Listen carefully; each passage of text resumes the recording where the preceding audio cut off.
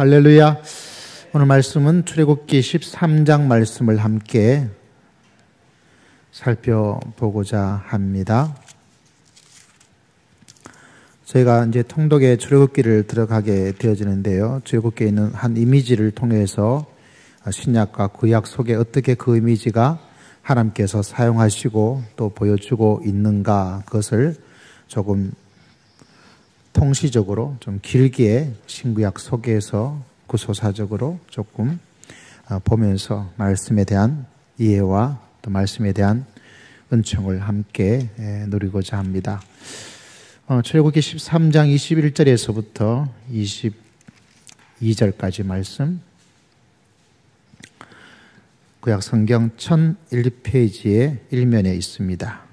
출애굽기 13장 21절에서 22절 마지막 두 구절입니다. 같이 읽겠습니다. 시작. 여호와께서는 그들 앞에서 가시며 낮에는 구름 기둥으로 그들의 길을 인도하시고 밤에는 불 기둥을 그들에게 비추사 낮이나 밤이나 진행하게 하시나니 낮에는 구름 기둥 밤에는 불 기둥이 떠나지 아니하니라. 아멘. 자, 오늘 저희가 읽었던 이 구약 성경에 보면 구름 기둥과 불 기둥이 나오고 있죠. 아마 오후 예배에 오시는 그 정도의 신앙의 연륜을 갖고 계신 분들 입장에서는 아마 이 기사가 그렇게 놀랍지 않을 거예요.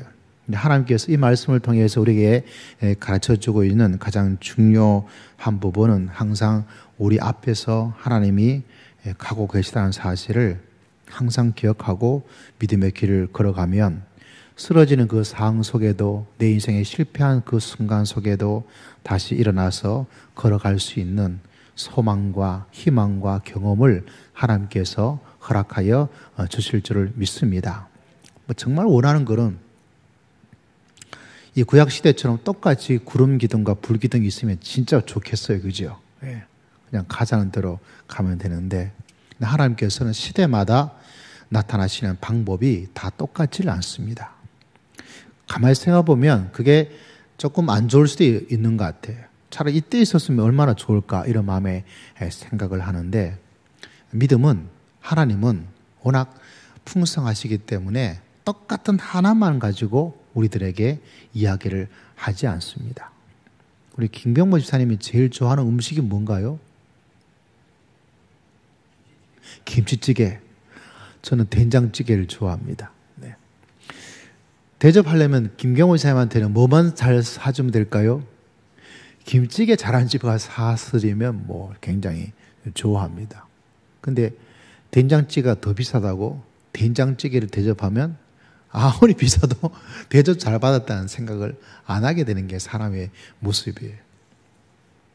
제가 왜 이야기하냐면, 하나님께서는 그 시대마다 또 사람마다 하나님께서 우리에게 역사하시고 우리에게 다가오시는 것이 다릅니다. 다른 말로 하자면 하나님께서는 우리에게 맞춤형으로 다가오셔요. 김치찌개를 좋아하시는 집사님에게 김치찌개로 하나님께서 다가오시게 될 것이고, 우리 옆에 계신 우리 권사님 뭐 좋아하시죠? 다 좋아해요. 제일 어려운 분이 저런 분이죠. 다 좋아하는 거. 사람마다 다 다르죠.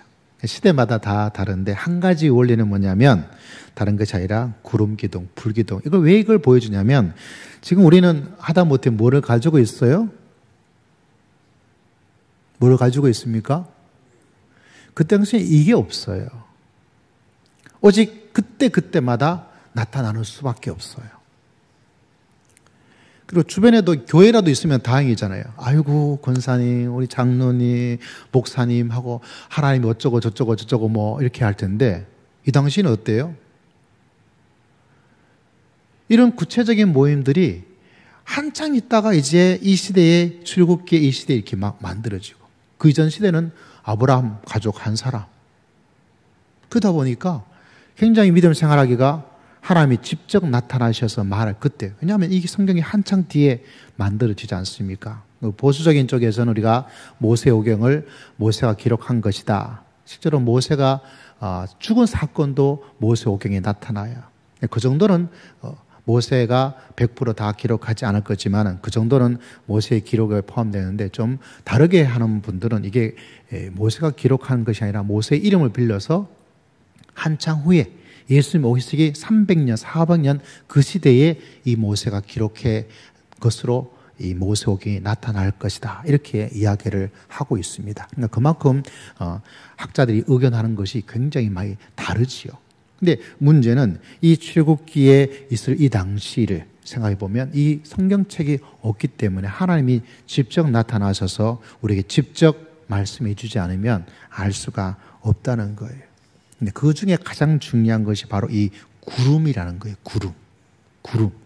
구름이 우리에게 보이는 그 구름인데 그거는 자연의 과학의 구름만 이게 어떤 온도가 되어지면 이런 구름이 생기고 이런 정도의 차원이 아니라 그 구름을 통해서 하나님께서는 내가 바로 너와 함께하고 있다. 내가 살아있다. 내가 너를 인도해 줄 것이다. 라는 것을 알려주고 보여주는 이미지로서 나타나게 된 것을 발견해 나갑니다. 자, 이제 출애굽기를 좀 뛰어넘어서 같은 출애굽기지만 19장 16절을 바라보시면 이렇게 기록되어 있는 장면을 만나게 됩니다. 출애굽기 19장 16절에서부터 18절까지 말씀을 바라보면 구약성경 111면에 있습니다. 자, 출애굽기 19장 16절에서부터 18절 같이 있습니다. 시작. 셋째 날 아침에 우레와 번개와 빽빽한 구름이 산 위에 있고 나팔 소리가 매우 크게 들리니 진중에 있는 모든 백성이 다 떨더라. 모세가 하나님을 맞으려고 백성을 거느리고 진에서 나오매 그들이 산 기슭에 서 있는데 시내산의 연기가 자욱하니 여호와께서 불 가운데 거기 강림하심이라. 그 연기가 옹기가마 연기같이 떠오르고 온 산이 크게 진동하며 16절에 보면 거기면 구름인데 아주 빽빽한 구름.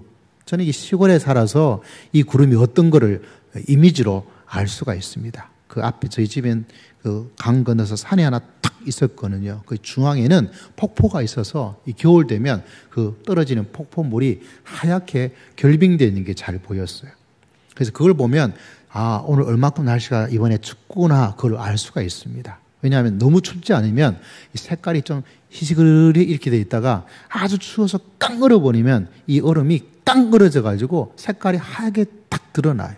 그래서 그걸 보고 있어 온도가 어떻게 되겠구나 이렇게 예측될 정도가 있는데 거기에 구름이 이렇게 쭉 있어요. 특히 여름 같은 데 보면 이게 안개 같은 구름이 쭉 있다가 날씨가 아침 되어지면 이렇게 위로 싹 손오공이 구름 타고 가는 것처럼 이렇게 쭉 되는데 그게 저는 참 잊혀지지 않는 그런 제 고향에 대한 이미지를 갖고 있는데 오늘 16절에도 보니까 어떤 구름이 나타나고 있습니까? 구름이 빽빽해요.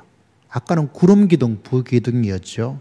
또 우리가 읽었던 말씀 가운데 18절에 보면 시내산에 뭐가 자욱해요? 연기가 자욱하니 여호와께서 무슨 가운데? 불 가운데.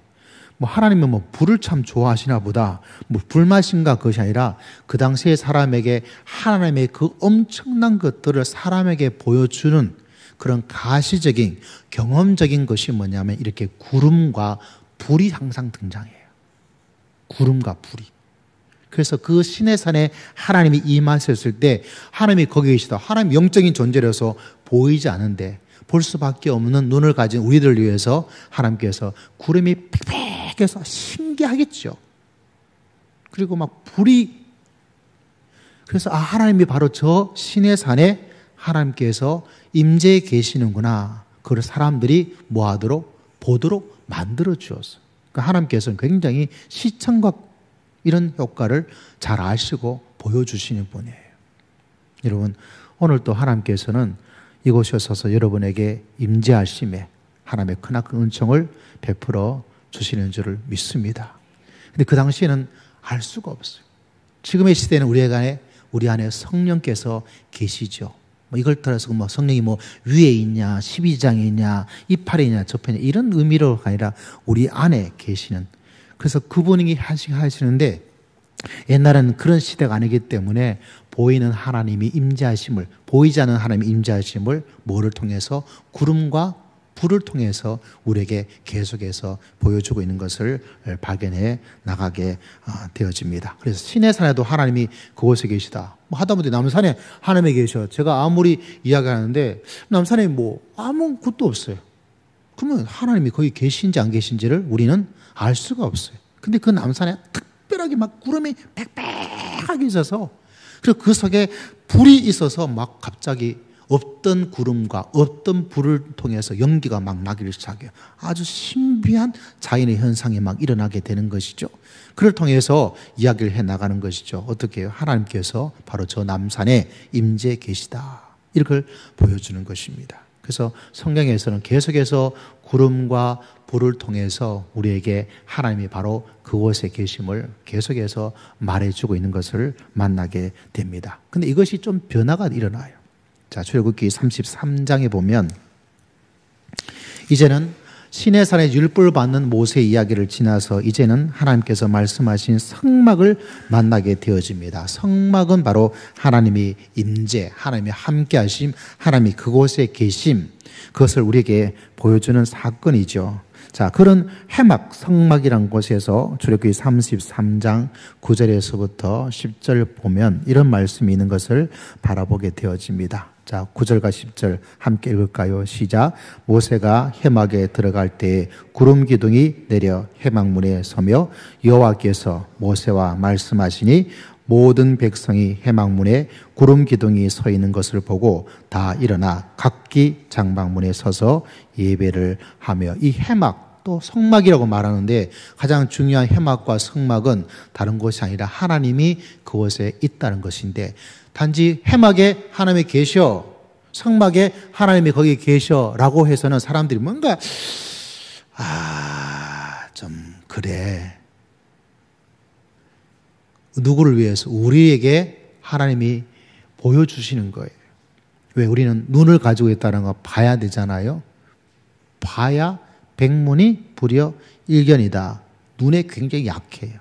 그러다 보니까 요새는 텔레비전이 시대죠. 그래서 계속해서 보여주어서 우리에게 뭔가를 말해주고 있는데, 하나님께서도 이미 옛날에 벌써 그걸 아시고 우리들에게 해막에 하나님이 계시다. 어떻게 알 수 있어요? 보이지 않는 하나님이 지금 저기에 계시는지 안 계시는지, 진짜 있는 건지 가짜로 있는 건지. 근데 하나님께서 특별하게 그 구름 기둥 정말 한번 보고 싶어요. 저는 하나님 만나면 하나님 다른 건 아닌데 제가 부탁 하나만 들어주세요. 그럼 무슨 부탁이냐? 그러면 제 소원 하나가 뭐냐면 그때 그 구름 기둥이 어떤 구름 기둥인지 그걸 좀 한번 좀 보여주세요. 이렇게 물어서 한번 어떤지 한번 체험하고 싶은 그런 생각이 있습니다. 좀 별 희한한 생각을 다 하죠. 자, 근데 어쨌거나 우리에게 중요한 것은 이 구절인 것처럼 모세가 들어가니까 하나님이 그곳에 있다는 것을 뭐를 통해서 보여주었어요? 구름 기둥을 통해서 하나님 항상 이 구름과 관련 지어서 하나님이 그 백성들에게 나타난 것을 이야기해 주고 있습니다. 어떤 구름이 갑자기 기이하게 나타나게 된 거죠. 그러면 하나님께서 저곳에 계시는구나. 특히 어느 곳에 계세요? 바로 이 성막에. 성막의 시대가 지나가고 그 다음 시대는 뭐가 건축되어지죠? 성전의 시대가 만들어졌습니다. 여러분, 성전이 건축되어지면, 건물이 만들어지면 거기에 하나님께서 어떻게 역사할까요? 똑같아요. 뭐가 나타날까요? 구름이 나타나요. 구름이 나타나요. 뭐가 나타난다고요? 구름이 나타나요. 자, 바라볼까요? 열왕기상 8장 말씀으로 우리는 건너뛰게 되어집니다. 열왕기상 8장에 보면 이런 말씀이 있어요. 8장 10절에서부터 11절까지 말씀, 구약성경 523면에 있습니다.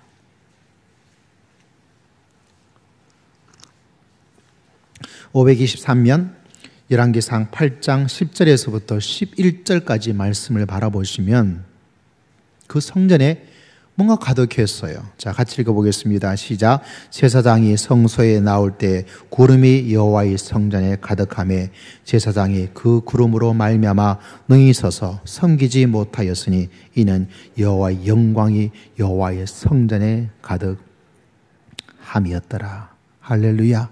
하나님께서 우리들에게 세워진 그 시간, 그 장소, 내가 있는 그곳에, 하나님이 계시는 그곳에 단지 거울만 뚝하게 만들어 놓고 하나님이 계시다, 이렇게 해서는 사람들에게 뭔가 믿음을 지켜나가기가 어렵기 때문에 하나님께서는 항상 이 성막, 회막, 시인의 산, 하나님이 나타나시고 하나님께서 임재하신 것을 바라볼 수 있도록 만든 것 가운데 하나가 바로 구름이에요. 구름. 그래서 오늘 이 제사장의 성소, 이 엄청난 성전에서 그 구름이 그 속에 가득해 나가는 것을 바라보게 되어집니다. 그 구름이 얼마나 엄청났던지 11절에는 제사장이 그 구름으로 말미암아 서서 섬기지 못할 정도로 구름의 어떤 것이 광하게 임재하는 거예요. 여러분, 믿음의 길을 걸어가다 보면 이렇게 하나님께서 도저히 감당할 수 없는 하나님의 영광과 하나님의 그분 자신을 우리에게 보여주는 일들이 일어나요. 하나님께서.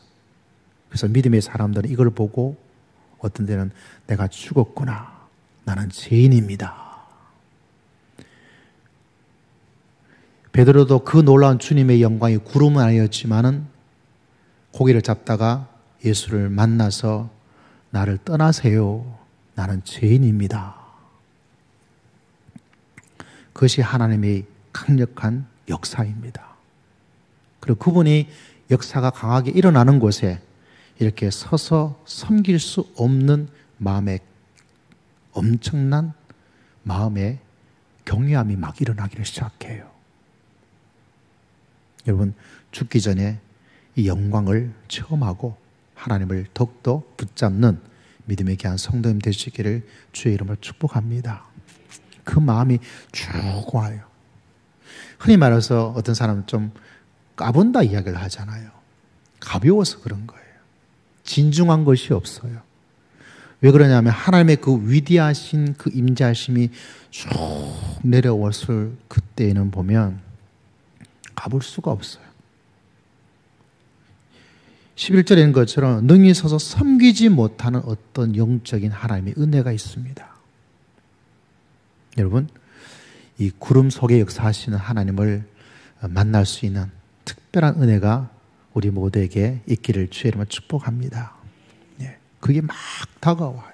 그래서 이 마음 속에 하나님이 채워주신 구름처럼 그것을 장악해서 만들어주시는 그 하나님의 은혜가, 하나님의 거룩함이, 하나님의 그 위엄이 마음속에 가득 찰 때가 있어요.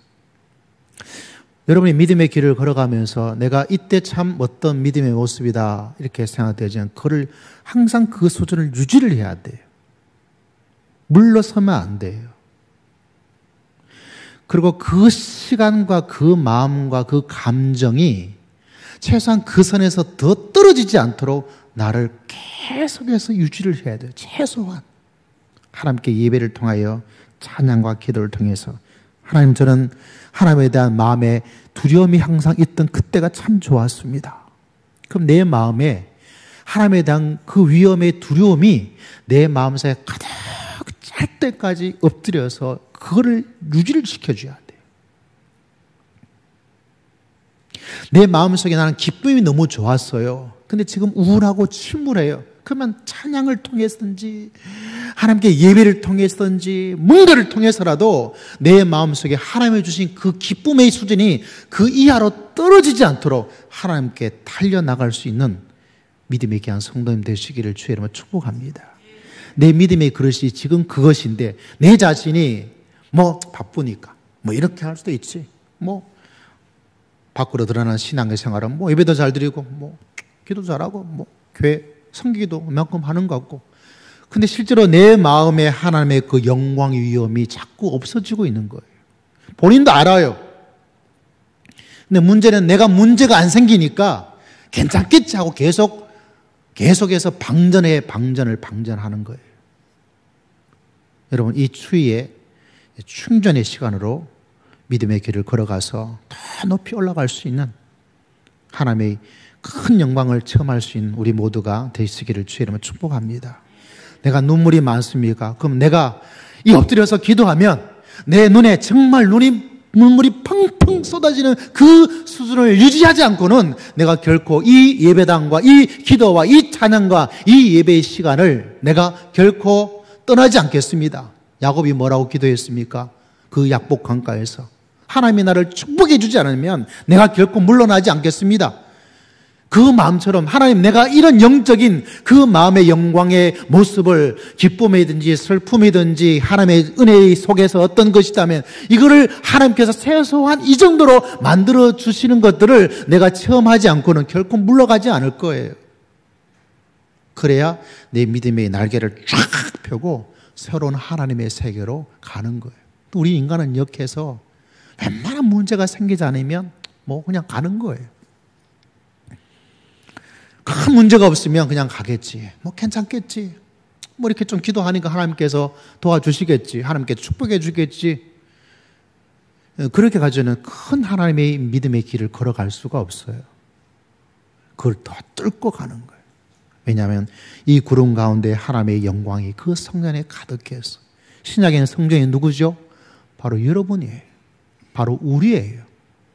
성령께서 계셔서 이 영광이 내 마음속에 가득할 수 있도록, 가득할 수 있도록. 할렐루야.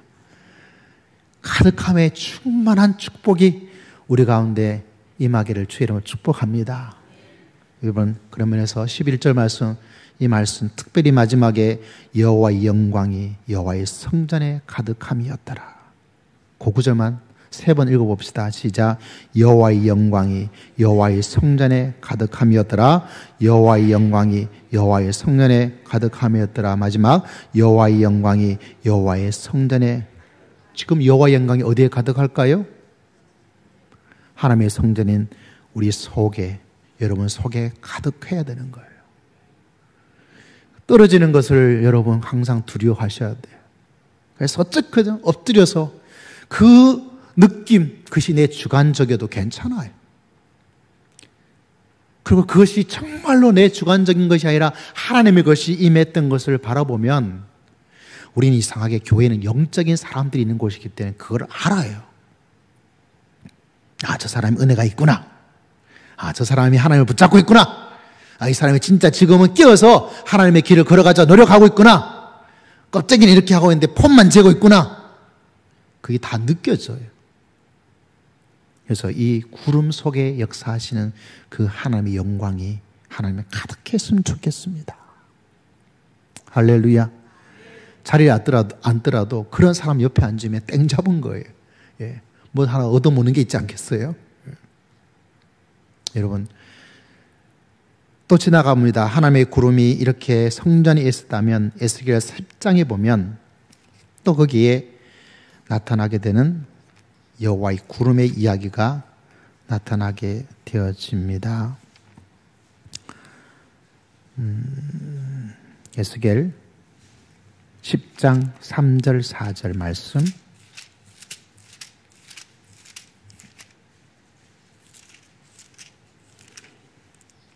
에스겔 10장 3절 4절 말씀.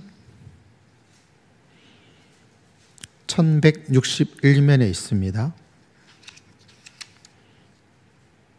에스겔 10장 3절 4절 같이 있습니다. 시작. 그 사람이 들어갈 때 그룹들은 성전 오른쪽에 서 있고 구름은 안뜰에 가득하며 여호와의 영광이 그룹에서 올라와 성전 문지방에 이르니 구름이 성전에 가득하며 여호와의 영화로운 광채가 뜰에 가득하였다. 이 에스겔이 보았던 성전, 이 10장은 하나님이 떠나시는 어떤 것을 설명을 하고 있는데 그것도 구름으로 이야기를 해줘요.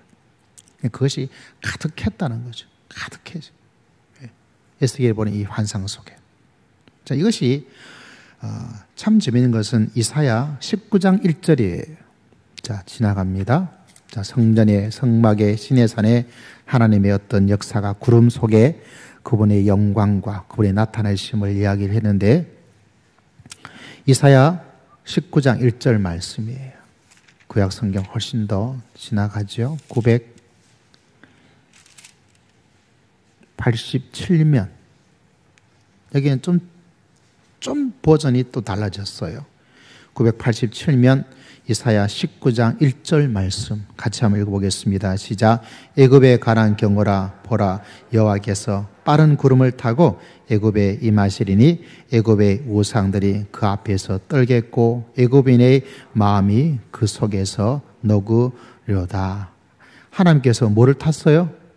빠른 구름을 타고 갔어요. 얼마나 빨랐는지 모르겠어요. 얼마큼 빨랐을 것 같아요? 우리 하나님은 얼마나 빨랐을 것 같아요? 시속 몇 킬로였을 것 같아요? 뭐 알 수가 없겠죠. 근데 하나님께서 구름을 타고 이렇게 움직이는 모습들을 이야기를 해주고 있습니다. 빠른 구름을 타고. 근데 이사야 같은 선지서를 여러분 읽을 때 주의하셔야 될 것이 뭐냐면 선지서 이 문체가 시적인 언어체예요. 시적인 거. 다시 말하자면 객관적 사실을 기록해 놓고 있는 다큐와 역사서가 아니라는 사실이에요. 다시 말하자면 시적 언어를 통해서 하나님을 묘사하고 있는 특징을 갖고 있는 것이 바로 선지서입니다. 시를 역사로 읽으면 큰일 나겠죠. 그래서 시편이든지 선지서가를 읽을 때 그 문학 장르가 시적이에요. 그래서 그것을 묘사하고 있는 것이 정확하게 역사적 다큐를 기록해 놓는 것이 아닙니다. 중요한 것은 항상 구약은 하나님의 임재와 역사를 뭐를 통해서 구름을 통해서 설명을 해놓고 있다는 거예요. 자, 이것이 똑같이 신약에도 그대로 이어집니다. 하나님의 나타나심과 임재와 역사는. 자, 지나가서 우리가 잘 알고 있는 복음서 누가복음 9장을 바라보면 이런 말씀이 또 나타나게 되는 것을 우리가 찾아볼 수가 있네요. 자, 누가복음 9장 35절 말씀, 신약 성경 107면에 있습니다.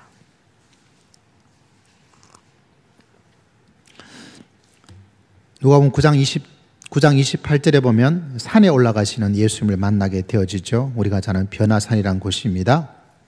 베드로와 요한, 야고보를 데리고 가셨습니다. 자, 그런 가운데서 이렇게 나타납니다. 자, 34절부터 볼까요? 34절, 35절 시작. 이 말할 즈음에 구름이 와서 그들을 덮는지라. 구름 속으로 들어갈 때 그들이 무서워하더니 구름 속에서 소리가 나서 이르되 이는 나의 아들 곧 택함을 받은 자니 너희는 그의 말을 들으라 하고. 뭐예요? 변화산에서 이곳에서 집을 좀 짓고 집을 잘 펜션을 지어서 이렇게 삽시다 말할 때 하나님이 나타나신 거예요. 하나님이 나타나셨는데 하나님이 보여 말이죠. 누구를 위해서? 제자들을 위해서 하나님이 구름으로 그분께서 오셨다는 것을 우리에게 보여주고 있습니다. 여러분, 우리가 믿음의 길을 걸어가면 하나님이 어떤 걸 안 보이잖아요. 그래서 우리에게 많은 기도 응답을 하나님께서 베풀어 주시는 거예요. 보일 수 있도록, 체험할 수 있도록 하나님께서 그렇게 이 한 주간에도 축복하시고 응답해 주시고 나타나실 줄을 믿습니다. 그래서 구름으로 나타나시는 거예요. 그래서 34절인 것처럼 그들을 덮어버렸어요. 구름 속으로 그들이 쑥 들어가게 된 거죠. 하나님의 영광이 그렇게 임하면 이 자연적 구름을 바라보면 뭐가 생겨요? 아, 대단해. 근데 하나님의 그 위험이 임할 때 그 마음에 무서움과 두려움이 생겨요. 무서움과 두려움. 그래서 그들이 너무나 놀라운 거죠. 35절에 구름 속에서 소리가 나서 이르되 나의 아들 곧 택함을 받은 자이다. 이 예수 그리스도, 지금은 여러분 너무 믿음이 너무 좋아요. 왜냐하면 하나님의 예수 그리스도를 아들로, 하나님의 아들로 인정하는 것이 너무나 믿음이 훌륭하던데 그 당시에는 이 예수 그리스도를 그렇게 받아들인 게 너무 힘든 거예요. 그래서 이런 사건이 있다는 것을 누가가 기록해서 하나님이, 예수님이 바로 하나님의 아들이시다, 그분이 바로 하나님이시야, 이런 것을 계속해서 보여주고 있습니다. 그런데 그러기 위해서는 하나님께서 사용하는 도구가 뭐예요? 구름을 통해서 그들 가운데 임하여서 그들이 바로 하나님을 알 수 있도록 그렇게 만들어주는 놀라운 사건을 만나게 됩니다. 자, 우리는 또 지나갑니다. 사도행전 1장 9절에 보면 거기서 또 다른 구름을 이야기하고 있는 성경의 말씀을 우리는 만나게 되죠. 왜 이런 것들이 신구약에 계속 있는지 아십니까?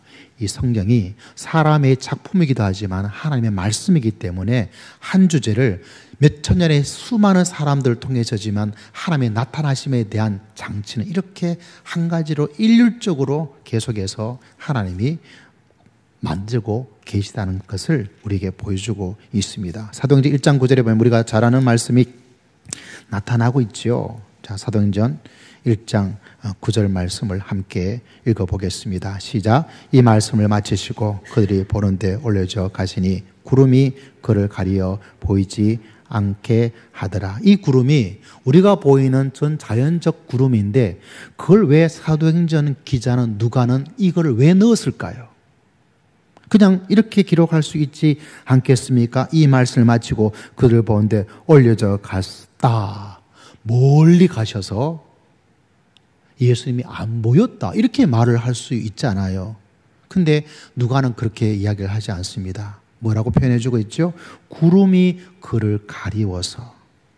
이것은 자연적인 모습이지만은 이 누가의 의도 속에는 구약 속에서 구름이 하나님의 나타나심과 관련된 그 이야기를 알고 있기 때문에 이 구름이 가리워서 구름을 연관을 시키고 있는 거예요. 무슨 말인지 이해되시나요?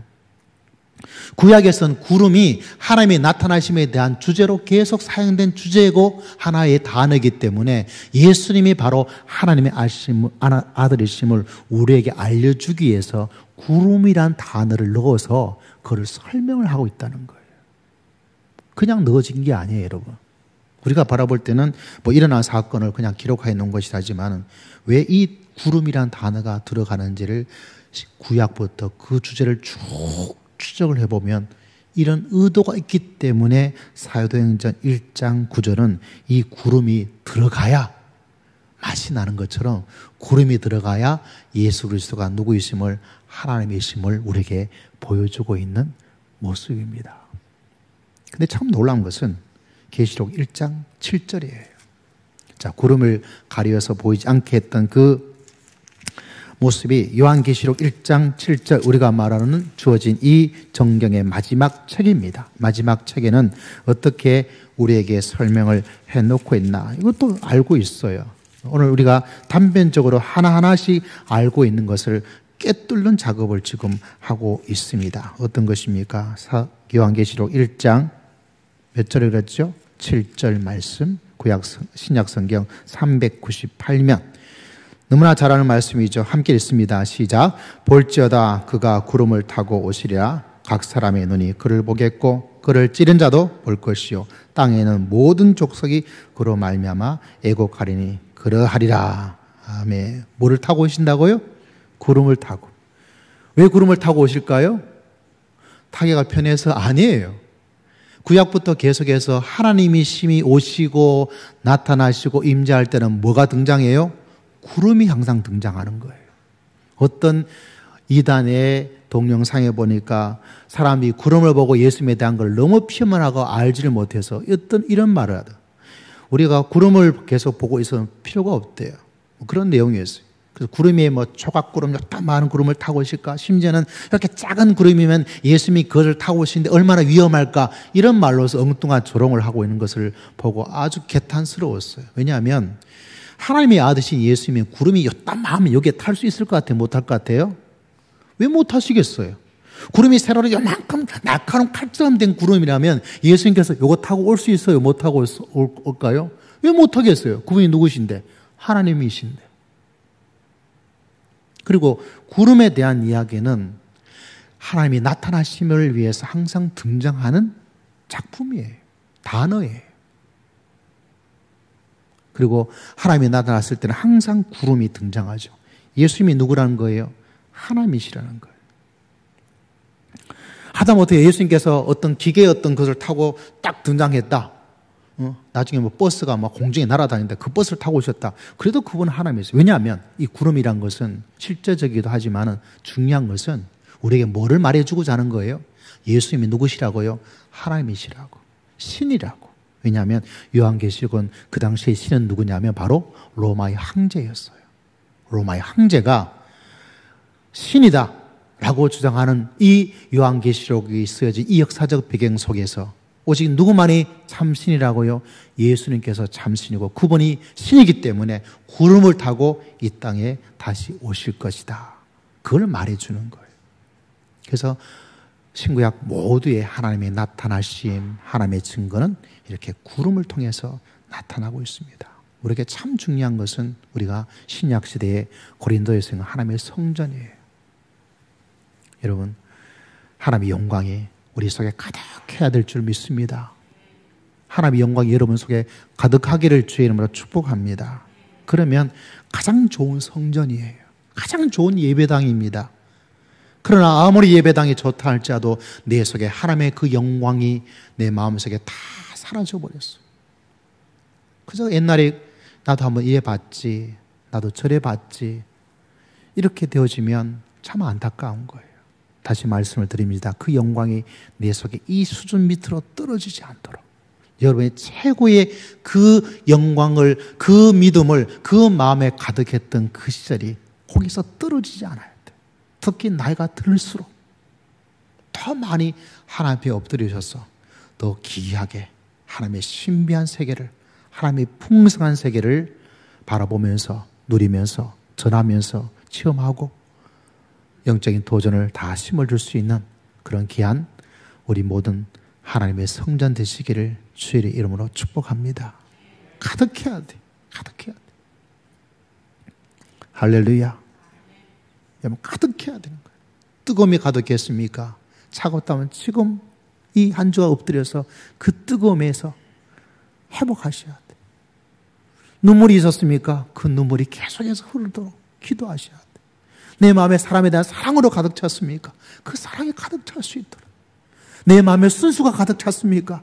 더럽고 때가 묻은 것이 다 물러가고 순수가 내 마음속에 가득 차서 하나님, 왜 우리는 하나님의 성전이에요? 하나님이 역사하셔야 돼요. 구름으로 역사하신 것처럼 하나님이 역사하시기를 주의 이름으로 축복합니다. 이 세계를 맛보지 못하고 있는 사람이 있다면 이 세계를 맛볼 수 있는 하나님의 놀라운 역사가 여러분에게 있기를 주의 이름으로 축복합니다. 그래야 이 차갑고 어두운 세상을 주님이 언제 올지 모르고 다른 것이 신이 되어지고 있고 다른 것이 주인이 되어가고 있는 이 시대를 이겨 나가고 견뎌 나갈 수가 있습니다. 이런 하나님의 귀한 은총이 여러분 가운데 있기를 정말 살아계신 우리 주 예수 그리스도 이름으로 축복하고 축복을 드립니다.